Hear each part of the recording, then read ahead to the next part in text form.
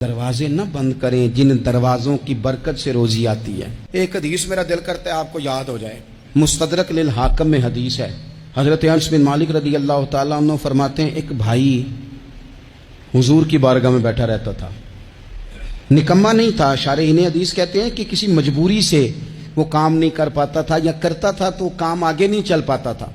ذہنی صلاحیت ہی شاید زیادہ نہیں تھی۔ یہ حدیث مشکات میں بھی موجود ہے، مستدرک للحاکم میں بھی موجود ہے۔ حضرت انس بن مالک رضی اللہ تعالیٰ عنہ فرماتے ہیں وہ حضور کی بارگاہ ناز میں بیٹھا رہتا تھا، اس کے بھائی نے آ کے شکایت کی، یا رسول اللہ صلی اللہ تعالیٰ علیہ وسلم، یہ کوئی کام ہی نہیں کرتا،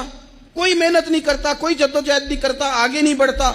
مجھے اس کی ضروریات کی کفالت کرنی پڑتی ہے، مجھے جدوجہد کرنی پڑتی ہے، مجھے اس کے معاملات کا خیال رکھنا پڑتا ہے، آپ اسے سمجھائیں۔ تو حضور نے بہت سارے لوگوں کو سمجھایا جو کام نہیں کرتے تھے۔ ہمیں سیاستہ میں وہ حدیث بھی ملتی ہے جس بندے کو نبی پاک صلی اللہ علیہ وسلم نے کہا تھا کہ تیرے پاس جو بھی گھر میں ہے لا، تو وہ پیالہ اور کمبل لائے تھے، حضور نے بیچ کے کہا تھا جا کلاڑا خرید کے لا اور لکڑیاں کاٹ کے تو بیچ کے اپنا اور اپنے گھر والوں کا پیٹ پال۔ یہ ساری باتیں اپنی جگہ پر یہاں نبی پاک نے ایک روحانی مسئلے کا حل بھی بتایا۔ اللہ کے محبوب علیہ السلام سے عرض کی حضور یہ یہیں بیٹھا رہتا ہے اور سارے ہی کام مجھے کرنے پڑتے ہیں۔ تو حضور نے نظر مبارک اٹھا کے بھائی کی جانب دیکھا جو بھائی کا شکوہ کر رہا تھا، تو کریم محبوب فرمانے لگے ہو سکتا ہے یہ جملے میرے محبوب کے ان کو کہیں لکھنا، ان کی مٹھاس دیکھو، ان کا حسن دیکھو، اور بھائیوں کی محبت کے بیج جو رسول پاک پیوند لگا رہے ہیں اور جوڑ رہے ہیں، اور جس انداز میں بھائی کو بھائی سے ملا رہے ہیں، اس لہجے کے حسن کی مٹھاس کو بھی ذرا چکھ کے دیکھو۔ حضور فرمانے لگے ہو سکتا ہے رب تمہیں جو رزق دے رہا ہے وہ اسی بھائی کی وجہ سے دے رہا ہے۔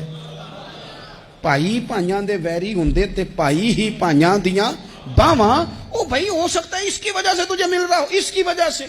وہ دروازے نہ بند کریں جن دروازوں کی برکت سے روزی آتی ہے۔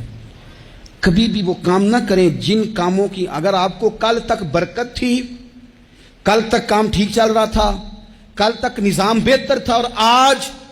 آپ کو محسوس ہوتا ہے کہ کہیں کمزوری آ گئی ہے، کہیں حالات اس طرح کے نہیں رہے، تو پھر آپ غور کریں کہیں ایسا تو نہیں کسی غریب کا آپ کے گھر سے رزق جاتا تھا اور آپ نے بند کر دیا، کسی کی مدد ہوتی تھی آپ نے بند کر دی، کسی کے ساتھ شفقت ہوتی تھی آپ نے بند کر دی، کوئی شخص آپ کی وجہ سے تسلی میں تھا اور پھر آپ نے اسے تکلیف میں ڈال دیا۔